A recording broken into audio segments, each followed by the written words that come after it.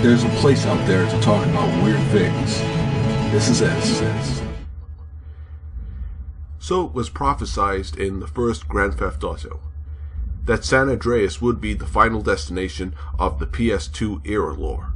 The rendition of the Western states during the early 90s is a predictable but smart move, and our playable character, Carl Johnson, from patrolling his hood to patrolling the streets of Las Vegas, known as Las Venturas.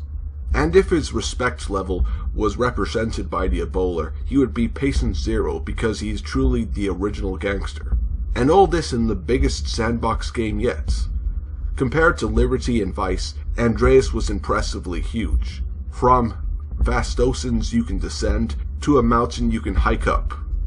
There was so much to explore. Huge cities, huge desert, and huge forest. It was so big that you felt that the developers could hide so much. And I'm not just talking about Easter eggs, I'm talking about the infamous Sasquatch, also known to the white man as Bigfoot. Which is peculiar when you think about it. GTA hasn't quite crossed the line over to the paranormal. Well, there was that kind of voodoo crap in Vice City. But San Andreas is known for a lot of weird myths, passed on through the internet, and well documented. You don't have to go out looking for them. On rare occasions, if you're in the desert or Las Venturas, you look up, you might see a strange, unidentified flying object, but only at night. And this suits the early 90s culture of people fascinated with the truth. Somewhere out there, there are cars moving that are unmanned, a strange cult, and a mysterious ghost town. So yes, there's a lot of myths.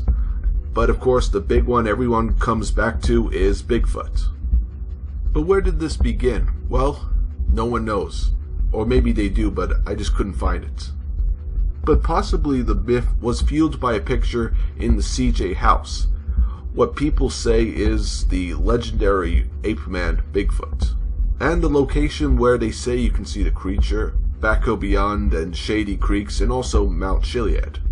Locations away from people and noise. And since its release in 2004, many hours have been spent trying to find this thing. And nothing's been found, not even any evidence such as a footprint or a hideout shelter. Even I've done my exploring. The subject has even been covered by everybody's favorite GTA myth hunter, Darth Dementis. Even GT's Pop Fiction did an episode on it.